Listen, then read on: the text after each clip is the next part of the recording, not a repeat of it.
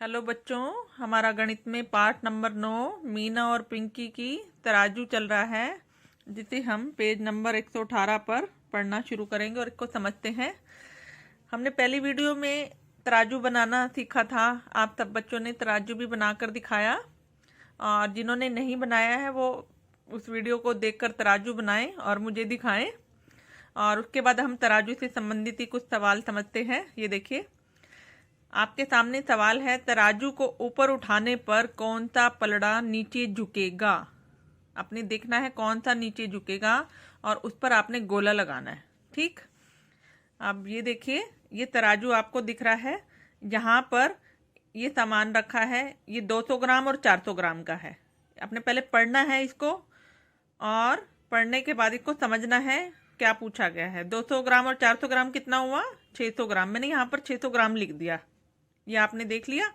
अब इस दूसरी तरफ आ जाइए।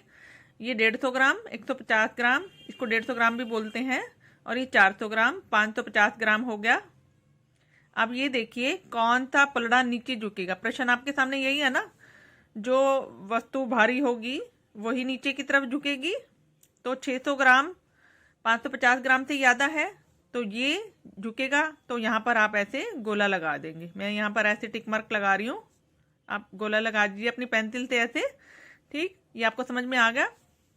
अब अगला सवाल देखिए, यहाँ पर ये तराजू दिख रहा है आपको, इसमें 100 ग्राम और 300 ग्राम कितने हो गए? 400 ग्राम। अब ये देखिए, ग्राम को आप इंग्लिश में ऐसे जी भी लिख सकते हैं, मैंने जी लिख दिया है।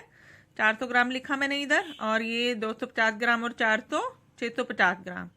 तो आप बताइए कौन सी वस्तु भारी दिख रही है आपको, कौन सा सामान ज़्यादा लग रहा है? ये दिख रहा है ना, 650 ग्राम। तो ऐसे आप इस पर ऐसे गोला लगा देंगे पेंसिल से, और मैं यहाँ पर टिक मार्क लगा रही हूँ। क्लियर? अब तीसरा देखिए, तीसरे में क्या है? 300 ग्राम 400 ग्राम, 700 ग्राम लिख दिया मैंने यहाँ। और यहाँ पर देखिए 350 ग्राम और 500 ग्राम कितना हुआ? 850 ग्राम, वो मैंने यहाँ लिख दिया। अब इसमें देखो आप, कौन सा लग रहा है आपको भारी वस्तु? यही लग रही है ना, 850 ग्राम। तो इस पर हम ऐसे गोला लगा देंगे, और मैंने यहाँ टिक मार्क लगा दिया। क्लियर? नेक्स्ट, अब ये तराजू दिख रहा है आपको, इसमें 3 वस्तुएं रखी हुई हैं, 100 ग्राम की, 200 ग्राम की, 700 ग्राम की। कितनी हो गई? 100 और 200, 300, 300 और 700, 1000 ग्राम मैंने यहाँ लिख दिया। और इसको देखिए, ये कितना है? ये है 200 और ये 500, 700 ग्राम लिख दिया। अब कौन सी भारी लग रही है आपको? ये वाली लग रही है आपको, 1000 ग्राम ज़्यादा है ना इससे। तो हम इस पर ऐसे गोला लगाएंगे, और मैंने यहाँ पर टिक मार्क लगा दिया। ये आपको समझ में आ गया होगा। ये इस तरीके के सवाल आपके पेपर में आ सकते हैं, और आपको ध्यान से पढ़कर समझकर करने हैं। ठीक, अब उसके बाद आपसे सवाल पूछा गया है कि क्या इनमें से किसी भी पलड़े का कुल वजन 1 किलोग्राम है? अब इसके लिए आप क्या करेंगे? इन दोनों को जमा कीजिए। 600 और 550 कितना हुआ? 1150 हो गया। ये 1000 ग्राम के बराबर तो नहीं है, ज़्यादा है, तो ये भी नहीं आएगा। इसको देखिए, 400 और 650, ये कितना हुआ? 1050 हुआ, ये भी 1000 से ज़्यादा, ये भी नहीं। फिर 700 और 850, 1550 हो गया, ये भी नहीं हुआ। और 1000 और 700, 1700 ग्राम हो गया, ये भी नहीं। और जबकि हमें पता है 1 किलोग्राम में कितने ग्राम होते हैं? 1000 ग्राम होते हैं। तो 1000 ग्राम तो हमारा कोई भी नहीं है, ज़्यादा ही आ रहा है ना। तो यहाँ पर क्या लिखेंगे? हम नहीं लिख देंगे ऐसे, नहीं। क्लियर? अब आगे देखिए, 1 किलोग्राम में कितने ग्राम होते हैं? ये तो आप सबको पता है ना, 1000 ग्राम होते हैं। आप यहाँ जी भी लिख सकते हैं, मैंने आपको बताया था आपको। ये क्लियर हो गया आपको। अगला सवाल समझते हैं। माँ ने सचिन को परचून के सामान की पर्ची देते हुए कहा कि बुआ के साथ आप जाकर सामान लेकर आओ। और सचिन ने रास्ते में पर्ची देखी जो इस प्रकार थी। ये देखिए, ये मम्मी ने सामान लिखा। आप ये सचिन की जगह आप अपने आप को रख लीजिए। आपकी मम्मी ने आपको कहा कि बाजार जाओ बेटा और सामान लेकर आओ। और क्या क्या लेके आना है?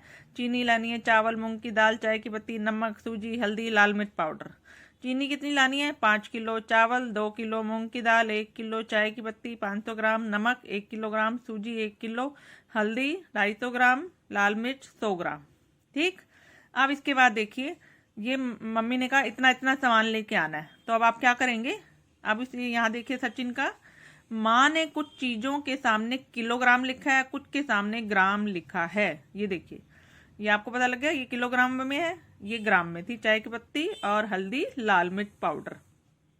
तो आप ये ध्यान रखिए, ये एक नई चीज आप सीखेंगे इसमें कि जो वस्तु कम मात्रा में प्रयोग होती है उसे हम ग्राम में लिखते हैं। ये देखिए, चाय की पत्ती हम ग्राम में लाते हैं, हल्दी भी, लाल मिर्च पाउडर भी, जीरा भी, सूखा धनिया भी, और भी बहुत सारी चीजें हैं जिन्हें हम, जो कम मात्रा में होती हैं उन्हें हम ग्राम में लिखते हैं, जो अधिक मात्रा में होती हैं उन्हें हम किलोग्राम में लिखते हैं। चीनी, चावल, दाल, आटा, ये सब किस में आती है? किलोग्राम में आती है। तो बच्चों ये बात आपको ध्यान रखनी है।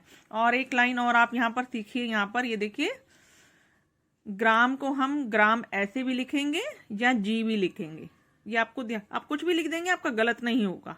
और किलोग्राम को किलोग्राम ऐसे लिखेंगे या केजी लिख देंगे आप, तो आप जो भी आप लिखेंगे वो आपका ठीक होगा। लिखना जरूर है लेकिन आपने साथ में, अगर आप ये नहीं लिखेंगे तो आपका गलत होगा। ठीक, अब आगे समझते हैं हम। सामान लेने के लिए सचिन पर्ची से मिलान करने लगा। ये उसने सामान लिया, ये दालें दिख रही हैं आपको। अब ये देखिए, अपनी बुआ के साथ गया था ना, उसने कहा बुआ जी देखो, दुकानदार ने हमें मूंग की दाल यादा दे दी। पर्ची में तो मम्मी ने 1 किलोग्राम लिखा और उसने 500 ग्राम के 2 पैकेट दे दिए। ये देखिए बात कर रहा है। तो बुआ क्या समझाती है, आप भी समझिए इसी बात को कि 500 ग्राम ही तो 1 किलोग्राम बनता है। आप सबको पता है 1 किलोग्राम 1000 ग्राम होते हैं, उसे हम 500 ग्राम के 2 पैकेट में भी दाल को ले सकते हैं। आप लाते भी होंगे बाजार से सामान, तो आप देखेंगे उसके ऊपर 500 ग्राम लिखा है, तो यानी कि आप 1 किलो ही दाल लेकर आए हैं। तो बुआ क्या कहती है, सचिन तुम उस पैकेट पर लिखी मात्रा को ध्यान से देखो, दोनों मिलकर है ना 1 किलोग्राम ही बनते हैं। 500 और 500 ग्राम कितना हुआ? 1 किलोग्राम। अब आगे, ओ तो इसका मतलब 500 ग्राम और 500 ग्राम 1000 ग्राम। तो ये तो हमने पढ़ लिया पहले ही, और हमें पता है कि 1 किलोग्राम में 1000 ग्राम होते हैं। तो 2 किलोग्राम में कितने हुए? 2000, 8 में 8000, 9 में 9000, 10 में 10000 ग्राम। सारा ऐसे अपने ऐसे करना है। तो आपको ये वर्बली इतनी अच्छी तरह से आ जाना चाहिए, कोई भी सवाल आ जाए फट बता दें कि इसमें इतने ग्राम होते हैं।